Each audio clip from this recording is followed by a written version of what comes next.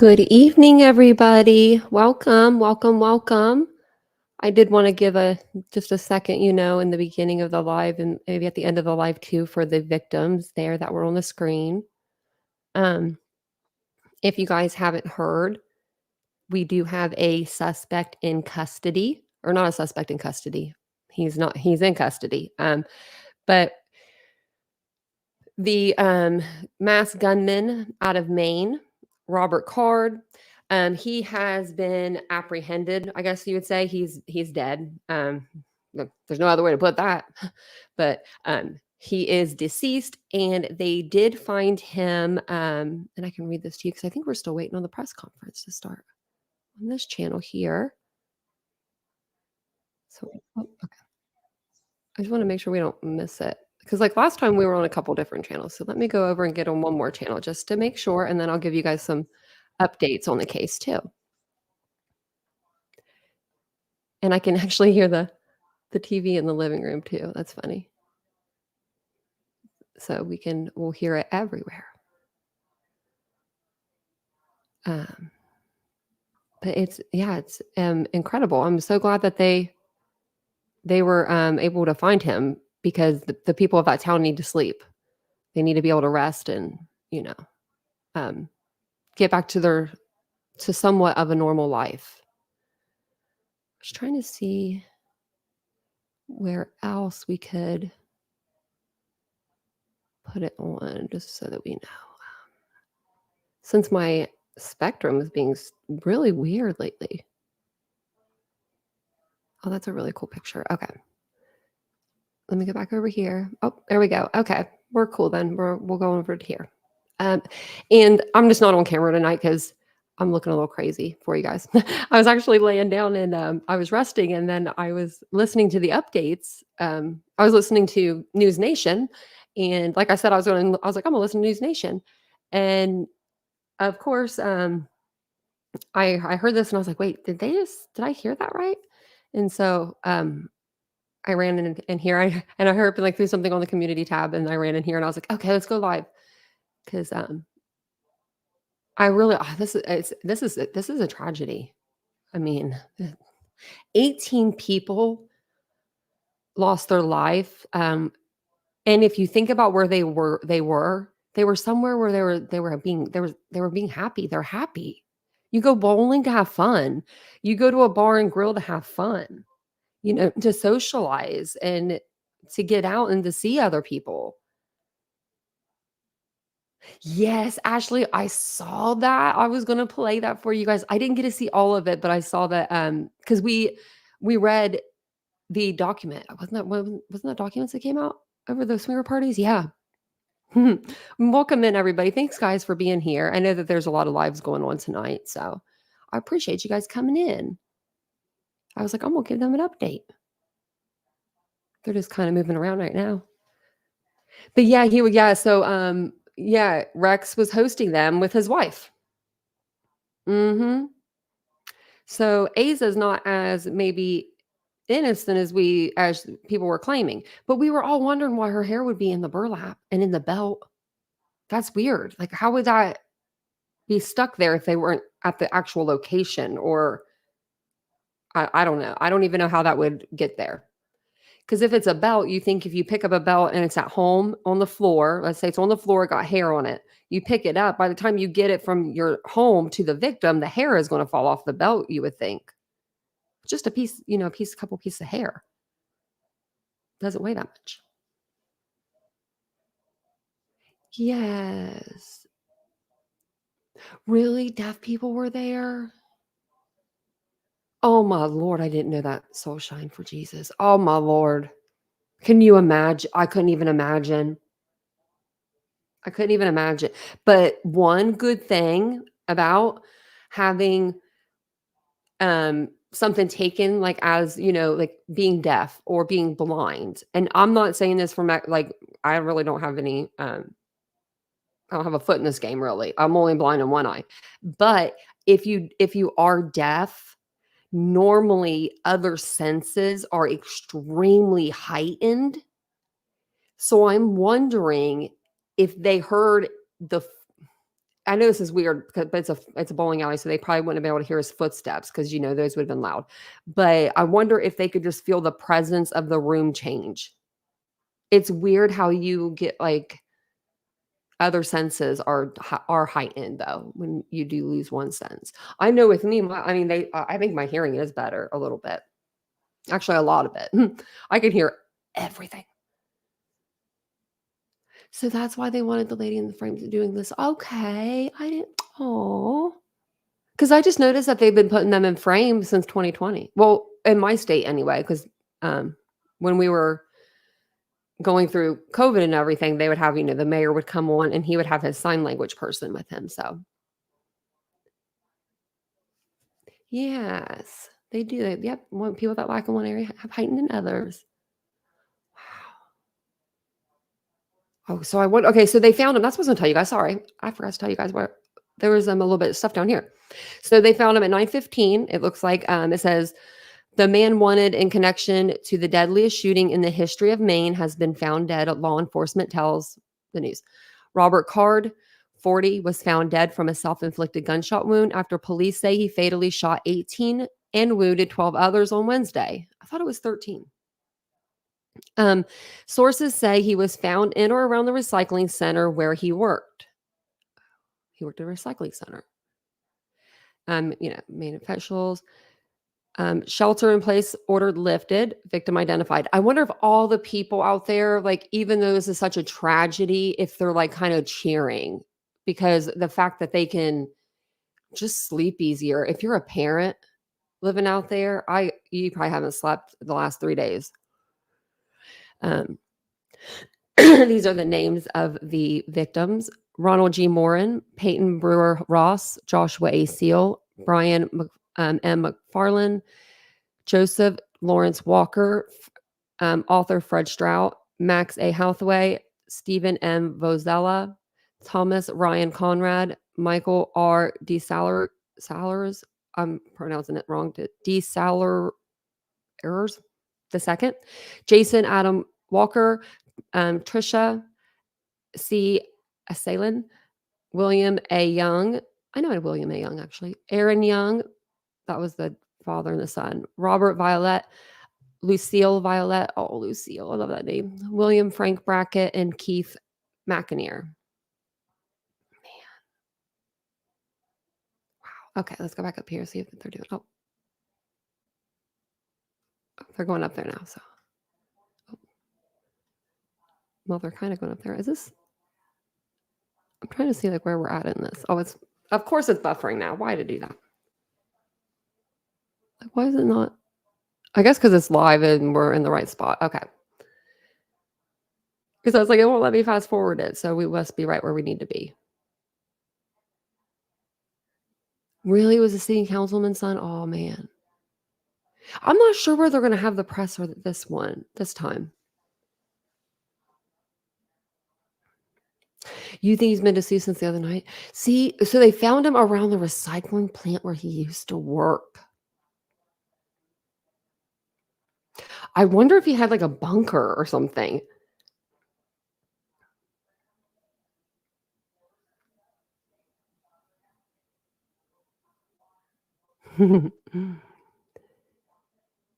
Oh, hey, Roseanne. Welcome in, everybody. Welcome on in, everybody. If you guys don't mind just taking a second, to hit the like button. Well, Doodlebug, they're saying here that he worked at a recycling plant.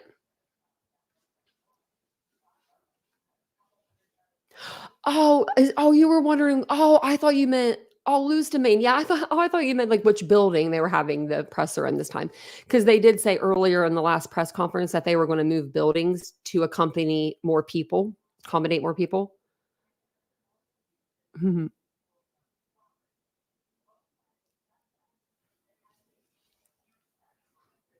Howard probably figured he would be decomposed by time, maybe. Yeah.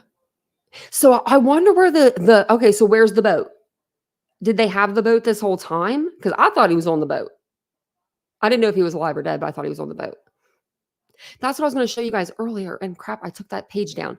I was looking at the river that he was in, and it just didn't look like it really had like an outlet to go to the ocean very easily. Let's see what they're saying.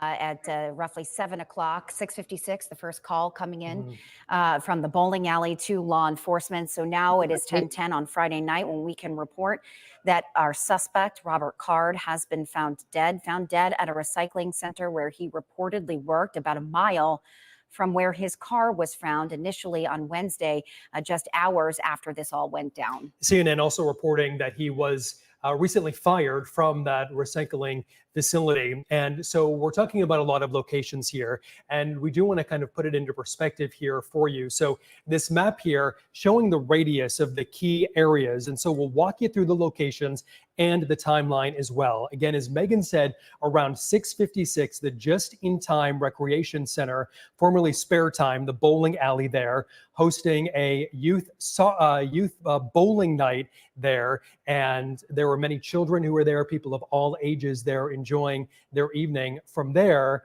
the suspect, according to police, going to Schmenge's Bar and Grill, another popular spot there. As I was in Lewiston yesterday, people saying that it was a familiar spot, a place where people would gather for a good time midweek, a cornhole tournament. Also, members of Maine's deaf community, they were there that evening as part of that cornhole tournament. And we are hearing that, we heard today that the second set of calls started coming in at 7:08. So we go from the just-in-time recreation to Schmenge's Bar and Grill, and then in theory, the suspect's car was found.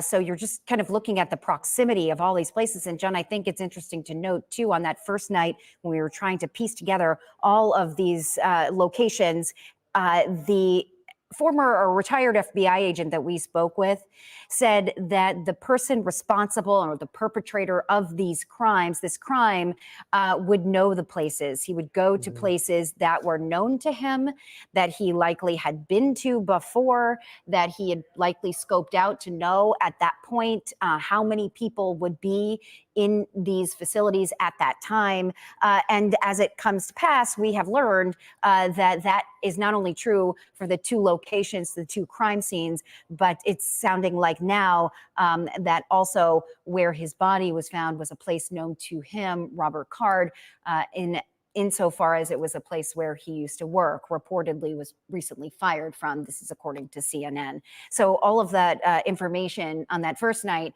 that retired FBI agent kind of talked to us about, it seems like now all of this is sort of taking shape.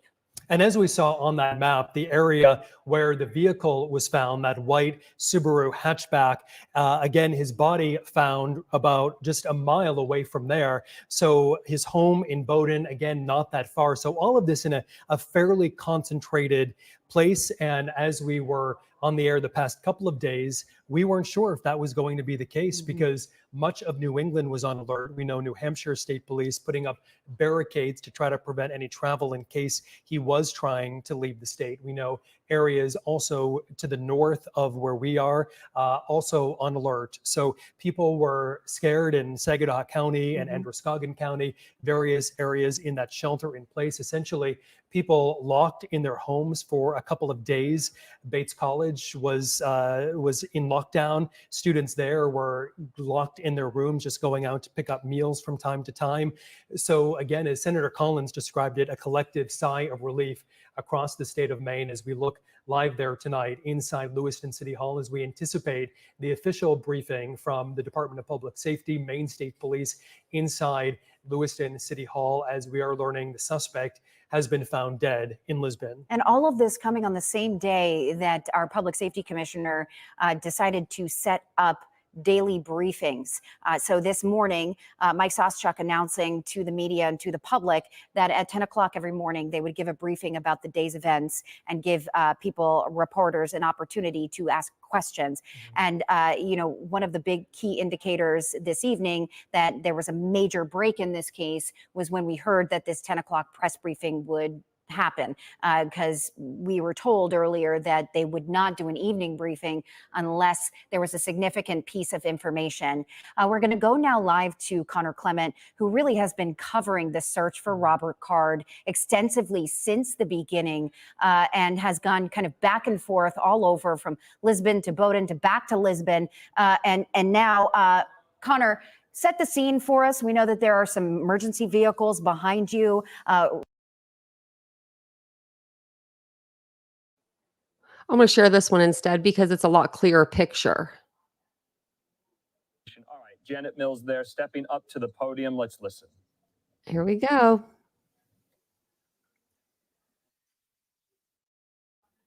She looks happier today than yesterday. Or was that last night, I think? Yeah, last night. Oh, Thank you very much for coming. Excuse me, coming here on short notice. I stand here tonight to simply report that the Maine State Police have located the body of Robert Card in Lisbon. He is dead.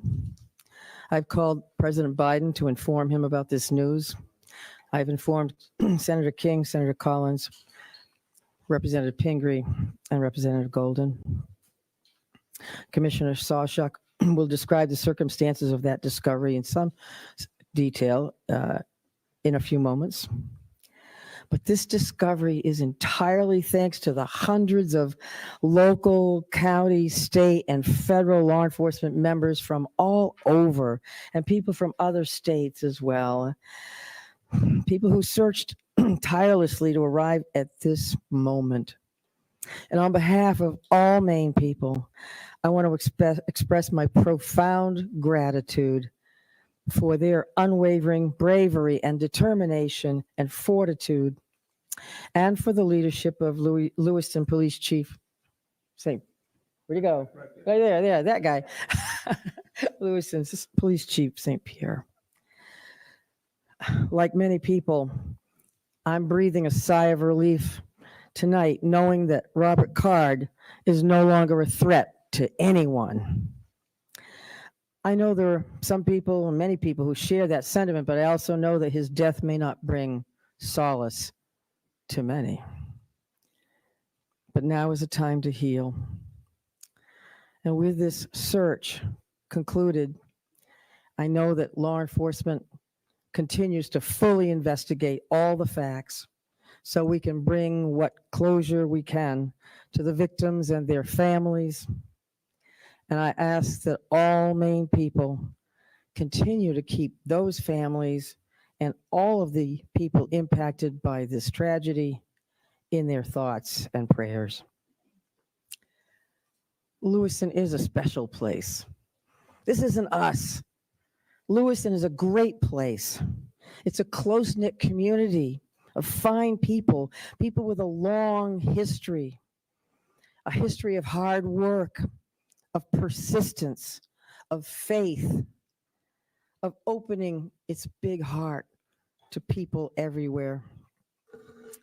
And tonight, the city of Lewiston and the state of Maine begin to move forward on what will be a long and difficult road to healing, but we will heal together. Thank you. And again, my deepest gratitude of all the people of the state of Maine, to these wonderful members of law enforcement who came from all over to help us solve this crime and put closure on this investigation. Robert Card is dead. Now I'm going to turn it over to Commissioner Sawchuk.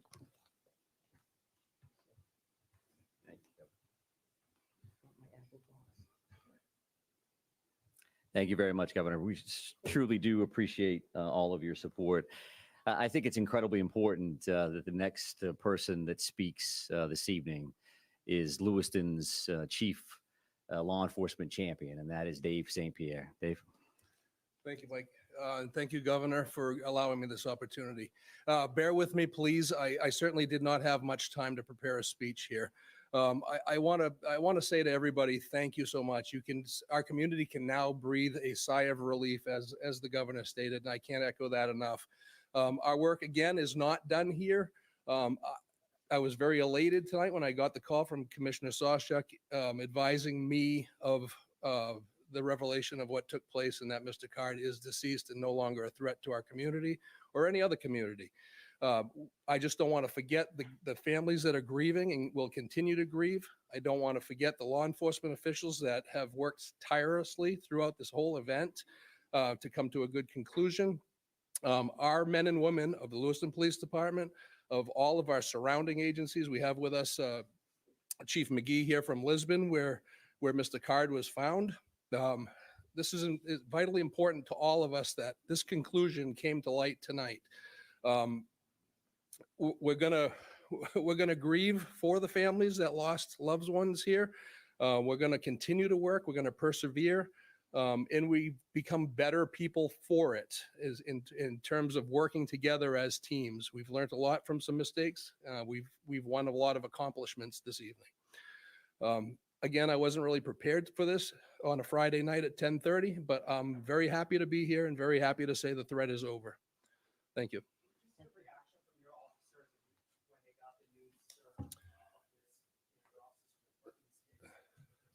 Sure. So our officers are being notified now as we speak.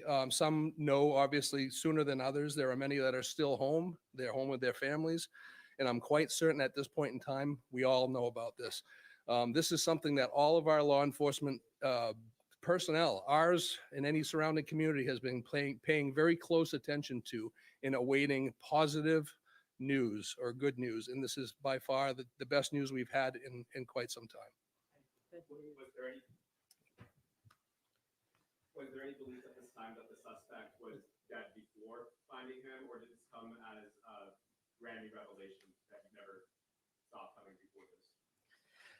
So our reality here is that the search has been extensive. It's been thorough. It's been nonstop since the minute we started speaking with you and long before that. So all of these options are on the table, as we knew. We continue to search locations, in some cases multiple times. And we will have more information about exactly how this went down. We're going to have another briefing tomorrow morning at 10 o'clock.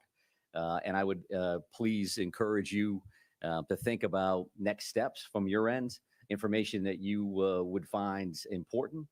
And I will say that this is not going to be a long Q&A this evening. We wanted to make sure that we got this information out as fast as possible and as responsible as possible. And what I mean by that is that the time between the notification of the press release and now, there wasn't a lot of details there. There wasn't a lot of details there because we wanted to talk to the victims' families. We wanted to say, this is coming. It's important that they heard that information as close to first as anybody else. And you know who else we called? Was the family of the suspect. And they lost a loved one in this scenario. And there were many of that family that was very cooperative with us throughout. So they deserve that phone call. So we had those conversations tonight before joining you here. We also got a chance to spend some time with the brothers and sisters of law enforcement and our public safety partners that have been so incredibly helpful over the last few days, to say the least. So, one second. So right here, sir. Where exactly did you find him and when exactly did you find him? So at 7:45 this evening is when Mr. Card was located. I won't give you an exact address. It was near the river along Androscoggin in Lisbon Falls was the actual location. Ma'am, did you have a question? Ma'am, did you have a question? When do you think he died? That all remains to be seen, right? So our reality is that we found that body at 7:45 and it's 10:25 now. So there continues to be a lot of work that needs to be done here at the scene with the medical examiner's office. So there's a much more follow-up to what happened. But sir, did you have a question? Any indication that he had an accomplice and how was he found? I won't be able to answer either one of those questions at this point. Accomplices and things of that nature. We've had no indication of that since the very beginning. But as we've talked about before, these next steps are going to gives us an opportunity to do things as fast as we can in the sense that we want to provide closure and information, but also slow things down a little bit because we need to look at video evidence. We need to look at the various pieces of technology that are in play here in hopes that that gives us some additional information around some of the things that you're going to be concerned about. Yes, ma'am.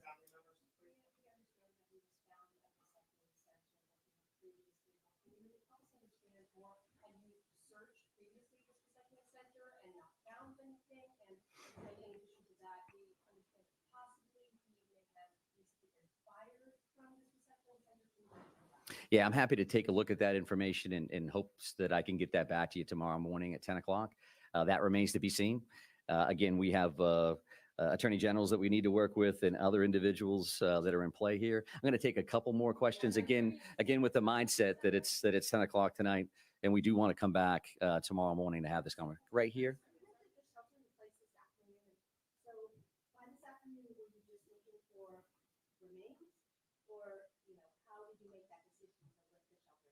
Yeah, sure. So I think that that was an ongoing conversation since the minute we actually put that in place. We knew that that was an important decision. Certainly from our perspective, it made complete sense to put that order in place immediately based on the violent nature and the traumatic nature of these crimes. And as things progressed over the next few days, since Wednesday to now, we've had a lot of conversations with various town and city leadership, with the governor's office, with Chief St. Pierre, with business owners, with residents. And we have to have that balancing act of pluses and minuses. And we had that initial surge with those communities, and those communities made perfect sense for an order. And as things tended to slow down, we didn't have any immediate threats. We made the decision to back off that. I would also just want to mention this because a fellow commissioner had asked me to do this, and I could walk out of here forgetting it. But Commissioner Camuso said that and passed along that actually that hunting restriction has been lifted as well. So the resident hunting opportunity for tomorrow is open across the state of Maine to include those 4 communities. There's a lot of phone calls that she would receive around that. But right here, ma'am. Yes, I can confirm that. It's an apparent self-inflicted gunshot wound. Did you have a question, ma'am?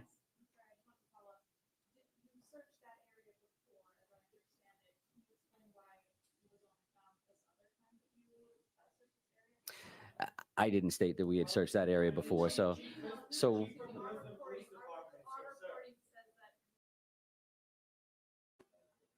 I was waiting on JLR. I thought maybe he would get one in, you know. I was waiting on it to get quiet because that's when he usually does a sneak attack. He'll know when it's quiet. But wow, okay. Well, I knew that. I mean, we all kind of knew that eventually they were going to catch him, but I really had no idea when we started covering this story Wednesday night. What are we in? Yeah. Today's Friday, right? Yeah, I keep thinking today's Saturday. Wednesday night when we started covering this story because we were doing Idaho stream and, you know, we popped out of the Idaho and we went into this. I thought they were going to have him captured that night. And then, you know, yesterday happened and I was like, nothing yet. And then all day today. And I was like, oh, well, I guess we're just going to be waiting for a little while. I thought for sure maybe he was on the boat, but it looks like he maybe, because they didn't really tell us anything about the boat. They just said okay. So the boat thing, this is how I heard about the boat. I heard that there was a boat in someone's name that had the same name as him and Robert Card's name. And that was from Ashley Banfield. But she's like, this is just a public records search. So take it with a grain of salt. So after I heard about that, I didn't really hear about the boat anymore though. Like we didn't hear if they had the boat, if he was on the boat. So we knew that they were checking the water though. And they said that he was found near the river, but by his old work. DM, yeah, we would have heard him. Extreme Blonde, I don't know how he gets everywhere so fast because he lives in Florida. You would think everywhere from Florida has to take a little bit of time. So they didn't say where he was or how it really went down. No. So what they're going to do is they're going to give us a press conference tomorrow morning at 10 a.m. And I think that's when they're going to answer a lot more questions. They're probably just exhausted. To tell you the truth, that's probably what it is. Because he was like, "We're going to come back tomorrow." I think that all those guys are probably very exhausted from trying to search for him, and they want to make sure they have all the reports ready, and you know. Yes, God, yes. Ashley, that's a perfect quote or perfect comment. At the end of the day, it's just another reminder that we need to realize every person in this world has their own burdens and going through some shit. We got to have a bit of compassion instead of judging. Yes. Very, very true. Very true. Very, very, very true. And like I said before, I feel like every officer in this country, they need to have extensive mental health. Um, they need to have training in the mental health field, and they need someone that's licensed in the mental health field to go on calls with them in certain instances, like certain cases where they're armed, they're trained just like an officer, but they have that mental health compassion, that they have that training where they can talk to somebody and they're not screaming, "Get down with your hands up." Like they could still do that. But then you bring in somebody that is going to talk to that person. And maybe things wouldn't end up like this, because I really hate that he's dead, because now we may not get any answers. And these families might not get any answers. And that's terrible. Man, I feel bad for the families, because even if he wrote out, like, let's say he wrote out a whole memoir and said exactly why he did this, those families are still not getting justice, because they're still not seeing him in handcuffs, being walked into a jail and going to a trial. They're not getting that justice for their family members, and not full justice. So, and closures, I don't even know why we use that word. No one gets closure. You start to live with things a little easier. I don't know. That's how I've taken it in my instance with losing my dad so tragically. So it gets hard, hard on families. And then can you imagine the mom of the son and the husband? I don't know if they were married, but the dad and the son that were killed. I can't even imagine losing two people to this crime, like senseless crime. Oh my Lord. But so he did leave a note, but the note was saying it wasn't like a suicide note. It was more of a note for his son. I guess he had a kid. And it was telling him like things like, if I don't see you in a while, kind of deal. So probably I love you and all those to his son. I was the perfect dad to you. Maybe I wasn't the perfect person out there to these people, or, one of those kind of notes. But that was very awesome that the officer said that they wanted to reach out to the victims' families before they came to the press conference, and the suspect's family. I have a lot of respect for that. A lot. So we will be doing a live tomorrow, of course. I didn't even plan on going live tonight, but this broke. So I was like, well, here we go. But we're going to do a live tomorrow. Let me think. We have so many case updates, guys. So many. I think we're covering like 20 cases on this channel right now. No lie. Nobody's going to court. Nobody's going to court. So they're probably all going to go at once, and we'll be really hectic and crazy. But I will be on tomorrow to do a live. Maybe we'll do a members only live tomorrow afternoon too, because there's just some stuff that I want to tell you guys. I think I might know what I'm going to do with my other channel, but I got to think of exactly how to word it. So I think it'll be fun though. So I will be back on tomorrow, and I may come back on tomorrow for the morning press conference if I am up and at it, because this whole week I've not gotten any sleep, guys, since the dentist appointment on Monday, and I'm still having like pain in my gums, and so I don't know if it's just because of the procedure, or that's what it probably is. I'm just messing with it. So I'm gonna go get some rest tonight, and I think I might try to sleep in tomorrow. And sleeping into me is like 7 o'clock, 8 o'clock. So I'm sure I'll see you guys all in the morning. And all we can do is just, really just pray and pray for these families. And before I start the music tonight, it's like to cut out, to the live, I'm going to put the victims' pictures up for a moment of silence. And I'm gonna have their pictures up on the board there. So if you're wondering like, where's Tanya's music? That's why. But much love to all of you guys. I hope you all have a great night. Thank you guys for coming tonight. I do really appreciate you guys taking your time just to come over here and hang out with me. I will see you guys all on tomorrow's live. Don't forget to subscribe to the channel and hit that like button. Bye, guys.